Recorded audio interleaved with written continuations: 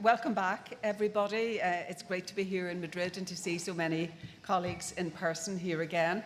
And again, welcome to our colleagues online as well to this session, which is entitled The Association of Language Testers in Europe, Promoting, Maintaining and Safeguarding Quality in Language Testing. So, as Graham has just said, my name is Anne Gallagher, and I have the pleasure today of introducing three of my colleagues from the Board of Trustees of ALTE, of the Association of Language Testers in Europe. So I will introduce them in the order in which they will speak. So to begin with, we have to the left, the far left, is Dr. Nick Saville, who you've already met this morning, and or this early afternoon, and who, as he mentioned, is Director of Thought Leadership English for Cambridge University Press and Assessment, and is Secretary General of the Association of Language Testers in Europe. His research and policy interests include English language learning and plurilingualism, learning-oriented assessment, or LOA, and the integration of learning with assessment, EdTech combined with EdAI for the automation of language assessment literacy, and ethical frameworks in language education. And Nick also co-edits the Studies in Language Testing series, which is published by Cambridge University Press. Then our second speaker is going to be Waldemar Martyniuk, and Waldemar is Professor at the Institute of Polish Language and Culture for Foreigners of the Jagiellonian University in Krakow in Poland. He holds PhD in applied linguistics and is a teacher trainer, author of several textbooks, author of curricula and testing materials for Polish as a foreign language, and he's been visiting professor and lecturer at several universities in Germany, Switzerland, and in the United States in Stanford University. He was seconded to the Council of Europe Language Policy Division from 2005 to 6, and later from 2008 to 13 as Executive Director of the European Centre for Modern Languages in Graz in Austria, the ECML, as some of us know it. And he is also Chair of the Board of Trustees at ALTE. And finally, to my left here is Vincent Folny, who is in charge of innovation applied to French exams in France Éducation Internationale. Vincent develops new exams and is involved in developments of DELF, DALF and the TCF. He is currently working on the development of an automated scoring of essays for the Test de connaissance du français, and Vincent is actively involved in the definition and implementation of ALTE's quality management. He chairs the ALTE Standing Committee and conducts regular audits in Europe and trains auditors. So let's get started. So to start off with, again, I just welcome Nick Saville, who will talk to us on our topic today of, just to remind you, promoting, maintaining and safeguarding quality in language testing. Thank you. So thank you, Anne, and thank you everybody for coming this afternoon, and thank you to the guys online. I think I'm looking down the camera at you at the moment, so welcome. I'm going to kick off with things which I think probably is a recap of things you are familiar with, but we want this to be a dialogue, and so what we say should spark thinking about the issues we're talking about here in this title, and how we might clarify it for people who perhaps are not as familiar with what we do.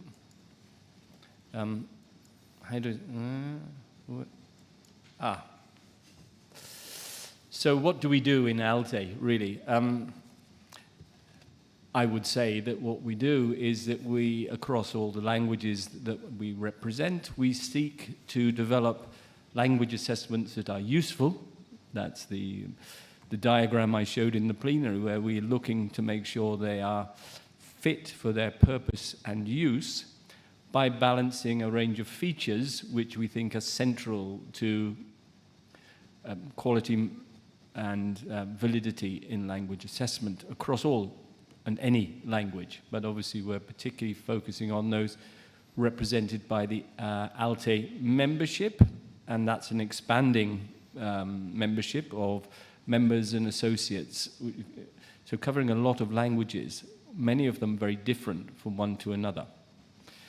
But the processes that we seek to put in place, which allow us to look at these features, are pretty much the same, we believe, whether you're operating on a small scale with several hundred or several thousand exams, or whether you're operating on a large scale with several million exams.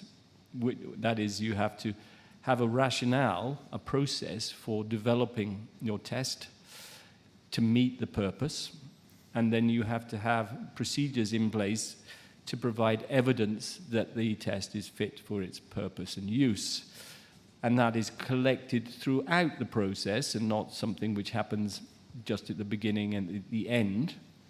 And that it's an iterative and ongoing approach, which means that once you've done it, you carry on doing it. So you carry on collecting new data or new information to provide the evidence, and that you review that periodically in order to improve what you do.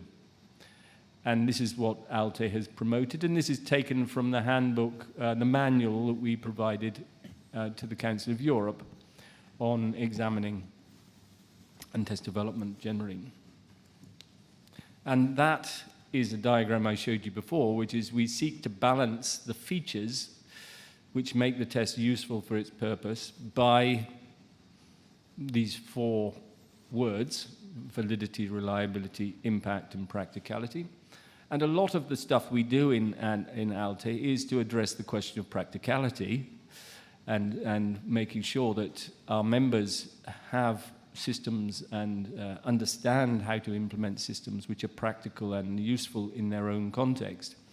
And of course, quality and the quality management system has been the big development really in the last 20 years of ALTE, which allows us to develop the quality fitness for purpose argument, which we are audited for. So the Q mark is about demonstrating that it's fit for purpose and use.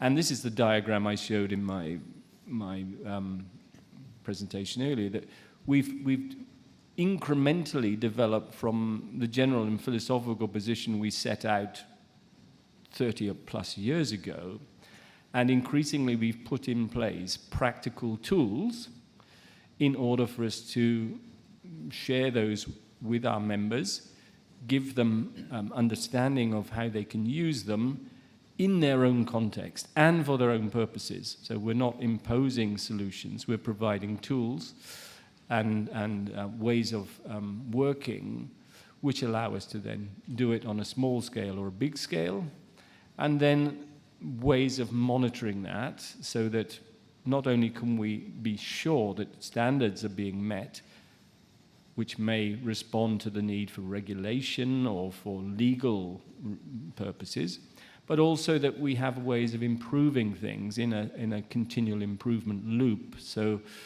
it's not our approach is not an inspection model where we seek to be nasty to our members. We seek to provide help, guidance, and improvement through the way we work, which includes greater understanding of the principles which we discuss at our conferences and meetings, such as this one, and obviously through the meetings we have twice a year, which are much less elaborate than this one. So we have biannual meetings for that. And this is the picture I showed before, where we have moved from a code of practice which set out some of the basic issues of fairness and how to achieve fair outcomes. That's nearly 30 years ago. And how we're now revisiting those issues in light of the way the world has changed. So there is a greater emphasis on the social dimension of assessment than there was perhaps when we started, which was more technical, and we had a decade of trying to put in place technical improvements but now we're returning to the social dimension. And ethics and fairness have re-emerged, if you like, as one of the key areas due to the expanding construct of language assessment, as we've heard, and the issues being posed in the digital era, or the age of AI, as I called it after Bill Gates. So, you know, quality and regulation are continually being updated from the ALTE perspective. So we have principles which we continually revisit in order to see whether they are still the ones we need to be fit for purpose. So we're in a process of updating what we do, and I suspect we'll have to continue to do that as the world around us changes. Okay. Thank you, Nick. So we expect to have some time left for questions, so we'll perhaps move the questions till the end of till after all three speakers have spoken, and take a few questions then. Right. Thank you, Valdek. So. Thank you. This morning, Tineke reminded us of this very fundamental reflection or statement that language assessment, language testing in particular, it's not a straightforward business. It's about judgments about human behavior, which is quite complex because we are, as human beings, still complex. And I think this is what is making us at ALTE wondering, what are we really doing? And is this what we are doing when we design tests and deliver them? Is it really useful? And this is the question that was one of the three that Tineke reminded us of. The what, the how, and the why. I think the why is probably the most fundamental one. A couple of years ago at ALTE, we reviewed our many documents, results of many years of projects and cooperation and collaboration of the member institutions associated in ALTE, and produced the new version of the ALTE Principles of Good Practice. And the content of this document that is available online is showing or illustrating this concern that I just mentioned, that we need to think about the ethical aspects of language assessment and language testing. We have reviewed or looked back at our ALTE Code of Practice of 1994. We developed further the concept of usefulness in language examinations, defining and discussing the examination qualities that make a test, an assessment act, useful, looking at the ALTE minimum standards that we have been able to agree upon, taking into account the significant variety and diversity of institutions associated in ALTE, as well as looking at in what way can the association support its members and also others interested in these issues in their attempts, in their endeavor to provide the best possible quality of this so complex service. We started with ethical considerations referring to the ALTE Code of Ethics that many of you may know, and this is the address, the website. In addition, it should be mentioned that ALTE is also concerned with the social ethics, the justice and responsibility in migration context, and this is the topic of the Social Justice Forum on Thursday, and also on our LAMI forum on Friday. The ALTE Code of Practice is quite interesting. It's pretty old, but it's still valid, we have realized, because in this Code of Practice we have addressed not just developers of tests, but also test takers and test users, indicating that all these three groups of stakeholders are equally responsible when it comes to test development, interpreting results, fairness, and providing information, making proper use. All these three groups of stakeholders have the responsibility to ensure that a test is really useful. And this is the concept of usefulness. I find the word useful really right in place. Why are we testing?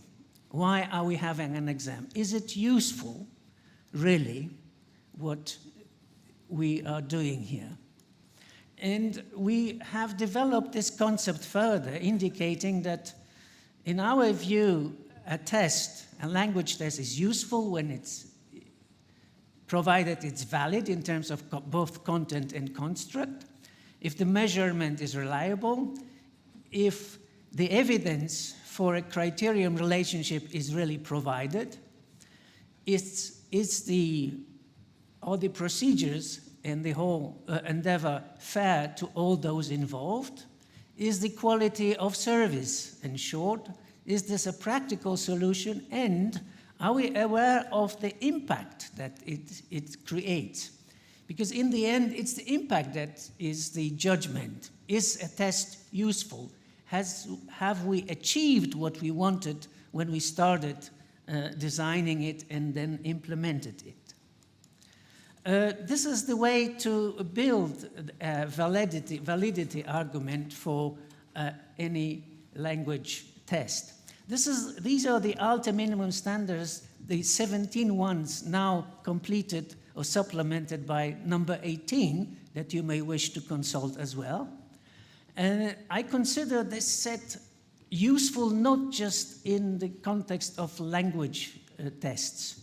I consider this set of minimum standards equally useful for any other assessment in education and recommend it to my students in areas other than language testing. We have not stopped there. We have developed a number of support formats that the association is offering to its membership, but also to other people interested now with the new services unit that has been created. And you may wish to discuss the opportunity, the new opportunity with Kasia Wojniak present here. On Thursday at 12:10, there is a spot on the program to check what is ALTE offering in terms of support, services, consultancy to all those interested, not just to the membership. As well as cooperation with such organizations like the Council of Europe and the European Union. There's a presentation of a new project jointly developed with Equals on Thursday at 11:10 by Elaine Boyd. I don't know whether Elaine is here, which is also a service that ALTE and Equals jointly are going to offer to all those interested in providing good quality in language assessment. All the ALTE resources are freely available from the website of this organization, including a glossary, a multilingual glossary of language testing terms, manuals for test development and examining, in addition for specific purposes, guidelines for test item writers, which I considered very useful and probably not so known, so I would strongly recommend to make use of those. Quality management checklist, a very useful instrument to reflect upon quality of your own actions, as well as guidelines for migration purposes, where assessment is playing a role. I think that in summary, the association, as Nick was showing, started with and is still concerned with the basics, with the fundamentals, but is developing it into a series of actions, projects, as well as instruments useful for our profession. And now I give over to Vincent to go into the specifics of the actions that are now, I would say, our core activity at ALTE. Thank you, Valdek. So now I will give you some concrete information, and I think that it's a way to understand where we are now and what we are doing about our beautiful thoughts. It's very good to have very beautiful thoughts, but you have to check what really people are doing. And we will discover that really it's fascinating. It's a positive comment, please. So what we are doing is something very strange. We are not linked to a country in Europe, in sometimes nationalistic area in Europe, you know. We are working for more than 30 years, so it's quite a lot. And people seem to be very happy with what they are doing. So now we have various generations. It's not the first generation of people working with ALTE. We have a lot of people. And we are somewhere between professional scientific expertise and democracy. So if we adopt an historical approach, ALTE audits were introduced in 2007. They start in 2008 as the consequence of all the work done by ALTE before.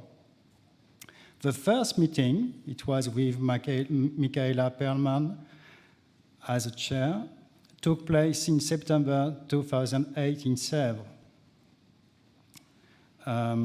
Audits have been introduced in 2007, and the first reports reviews in 2008. I remember that the first report we revised, it has been very challenging because we were speaking about standardization of what we were doing, how to write a report, how to deal with that. So mainly what we can say about the organization of the quality system management and the standing committee is that the standing committee is an elected body of experts. So we are between expertise and democracy. To be an expert is not enough. You have to be an expert and to be elected on language assessment and examination management. The committee members are elected among the representatives of ALTE full members, and the members of the committee must be employees of full member organization or individual experts members. It's something interesting. There is not only people coming from a company, a body, an official institution. We have individual experts. The Standing Committee ensures that the quality and fairness of the ALTE auditing system is reviewing each audit and the final outcome. We are approving the awarding of the ALTE Q mark. We are identifying issues that audited institutions need to address, and we are checking the auditor and the auditee orientation, the training, and the standardization. If you're speaking about the expertise, I think that it's a knowledge approach. We are using scientific resources. So in the QMS, the Quality System Management, we are inviting people to revise our procedures and to come with new kind of knowledge. We have a professional expertise from the field. What does it mean? It's that we are using the knowledge developed by the professionals of the field. We have an internal expertise developed by ALTE experts.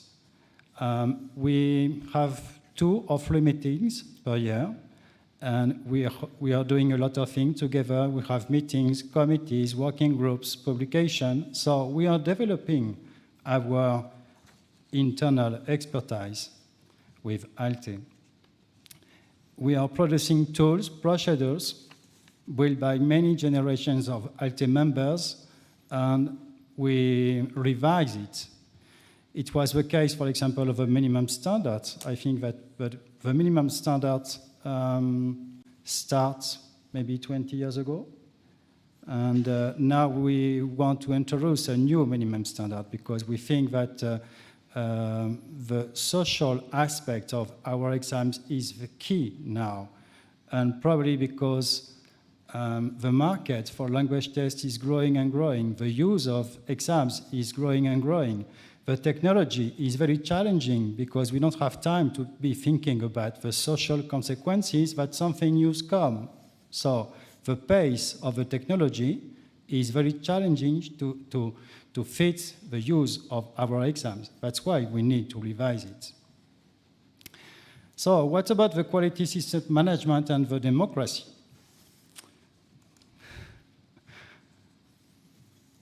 At the beginning, we were skilled people like these ones.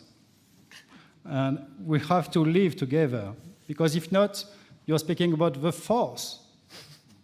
You know, if you want something, just take it and eat the people.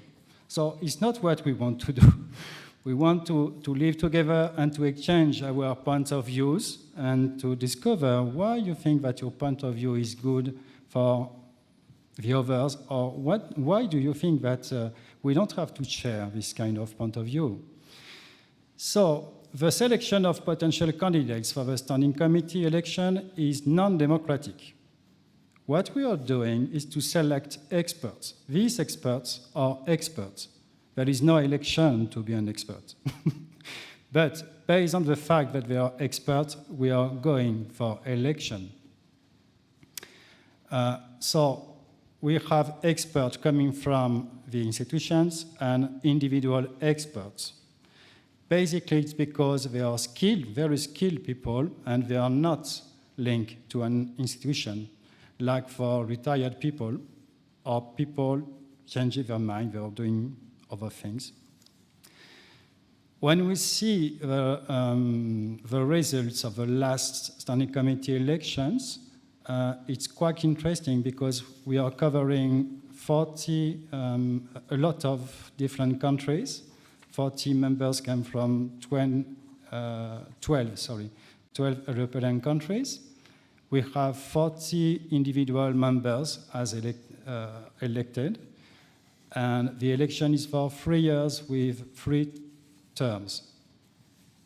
So what we try to do is to get experts elected by other experts, and we want people to be re-elected, to be sure that you don't have your seat for all your life, and to be open. Now, we have a path to pass through an ALTE audit, and you can see that you have a lot of steps to do that. It's quite long and complex, but it's really needed. We start with the revision of the audit application. We have to understand if you are able or not to be audited. Why? Because we have some criteria, and we have to apply these criteria. We are not able to audit everything. We cannot audit, for example, all Spanish exams in the world, because it's too many for us. We are not able to do that.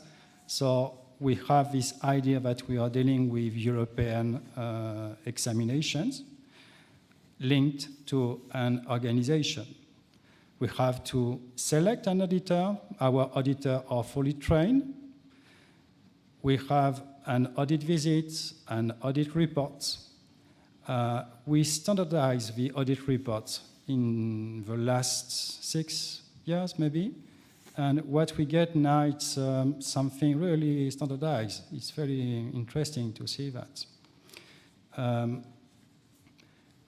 We can publish the Q mark if you are successful, or for 5 years, or if not, you can get an action plan.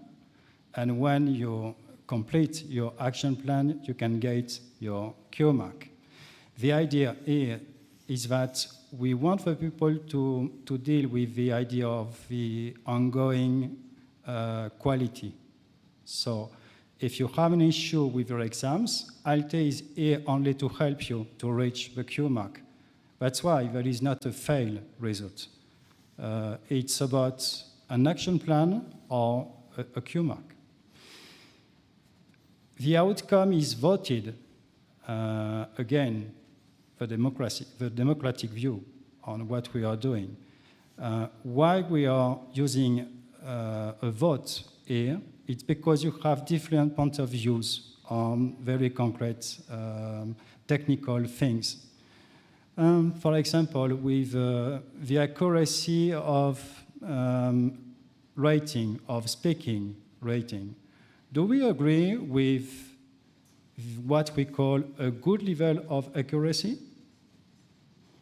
Do we want to fight or do we want to speak? We prefer to speak together, so voting is better here than to come with big, this kind of things, big ideas, people shouting because they think that they know the truth. It's not what we are doing. We can discuss, we have different points of views, and we can see if we can share a consensus or not, and if not, we have to vote. We are revising the report. The report is revised by 2 super readers. Okay, and the re-audit is every 5 years. What we have done until now is that we have passed through 23 QMS meetings, 49 standing committee meetings. I have compute, more or less, 49 standing committee by 12 to 40 members by 4 or more hours for a meeting. You're speaking about 294 working days with people speaking and voting. Wow. Currently, we have 6 active auditors, with new auditors being trained. We have a system of shouting for the auditors. 140 audits are completed. We have 27 audits with action plan, 140 Q-mark examination in 2023, and 20 language audited until now. I think that I don't want to be, I think that it's very significant. It's not to be arrogant to say that, it's the reality. It's a significant amount of work and documentation, of procedure. It's a significant impact on the quality of the work done by European organizations. I just see someone outside from this this building saying me, "Oh, I was really surprised. I have a chat with a number of people, and he told me about its audit and what they have done with the quality of their exams. And this person was quite impressed because of a change before and after the audit." So I think that it's something very interesting. The impact is very significant on the test users in the world. 20 languages with the Q mark. We are speaking about a worldwide coverage. For many languages, we have candidates in 200 countries. We have millions of candidates.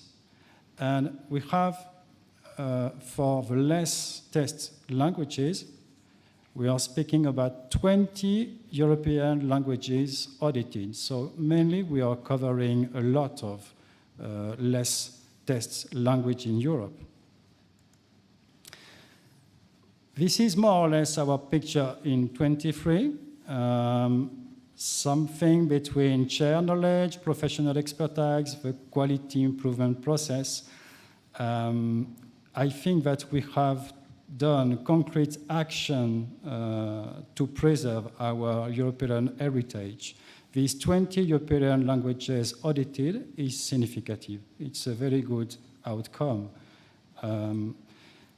I think that we are speaking about inclusion for many languages. What is very interesting is that now we are dealing with private, public, academic, and commercial organizations. We are using voting for our procedures and expertise, and we have a shared commitment to quality. What is coming very strong is the official use of a Q mark. That is something new. Ministries in Europe start to ask for the Q mark. That is something challenging for us. And we will follow with these challenges. Okay. Will you start?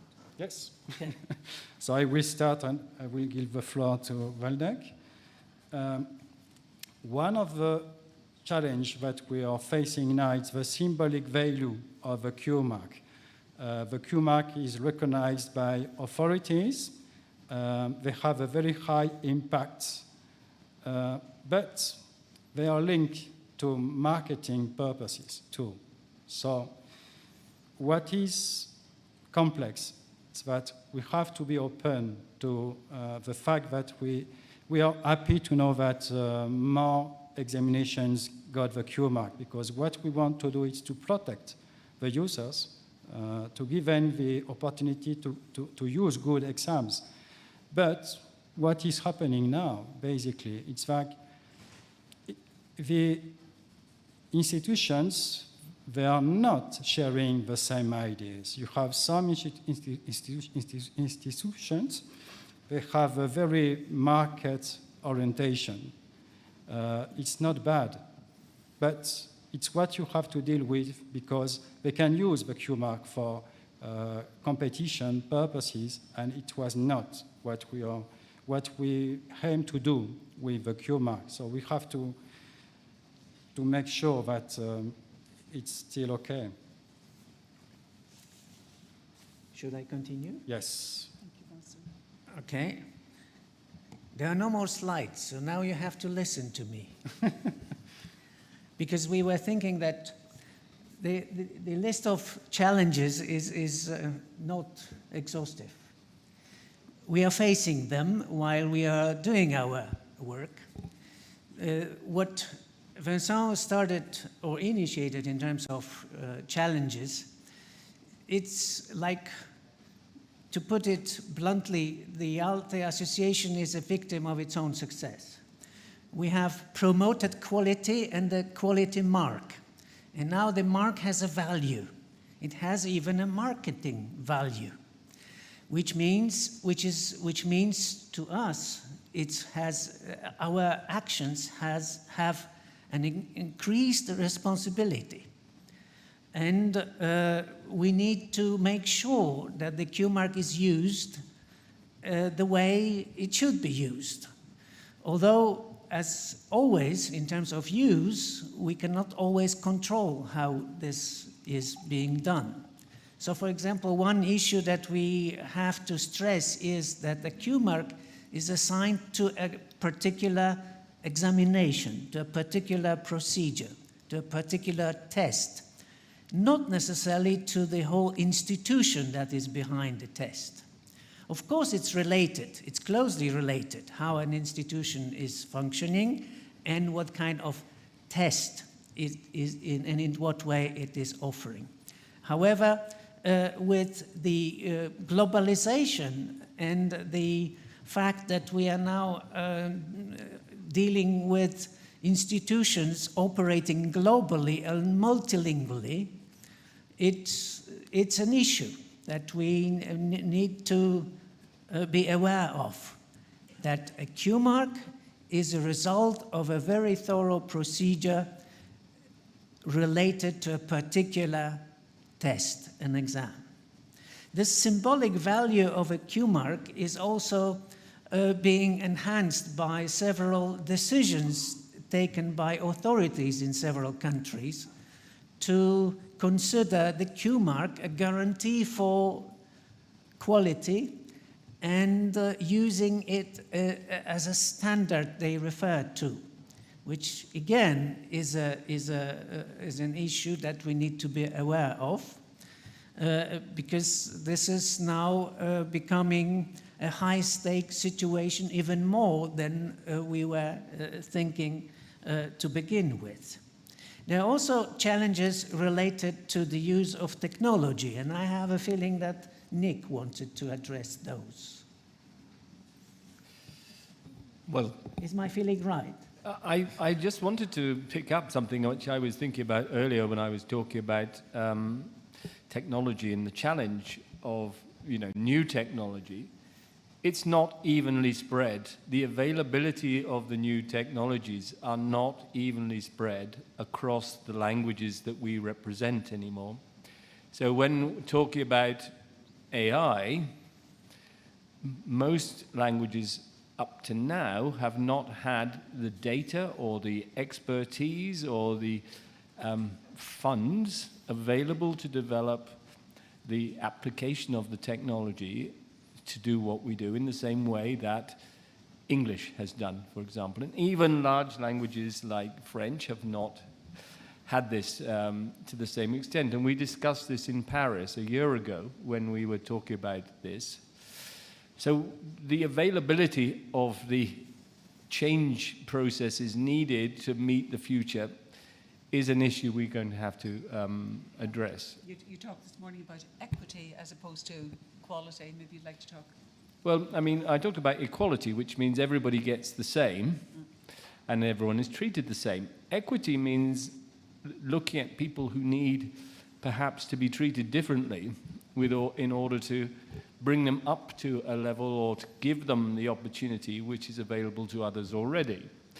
And so I think we are now seeing, equality as being, of course, very important, but issues of equity emerging and how we as ALTE can respond to it as a particular challenge, right? And technology is one of the areas where this challenge is coming in.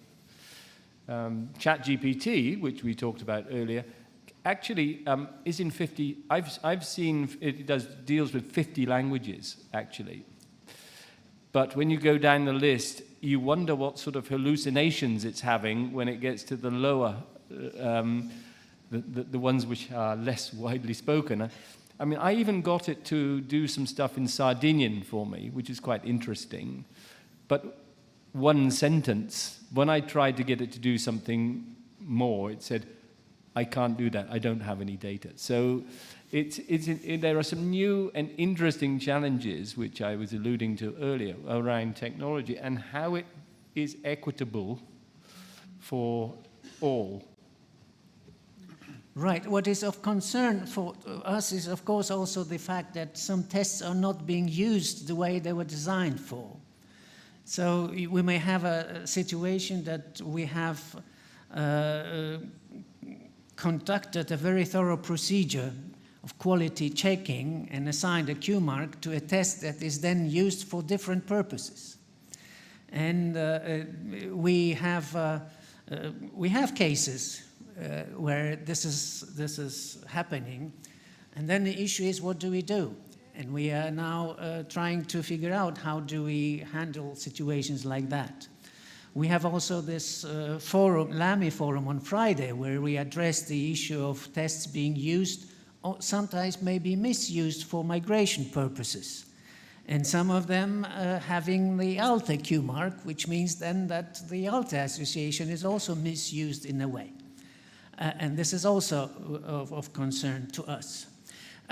I'm aware of the time, Yes, so I think that... I didn't the- want to stop you in full flow. Right. But, The conclusion, yeah. if I may, is still what is in the title of our session. Whatever you have heard today, whatever challenges we are facing, our main aim of the ALTE Association remains to promote, raise, maintain, and safeguard quality in language testing. And this is, I think, the value and the power, not just symbolic, of the association. Okay. Thank you.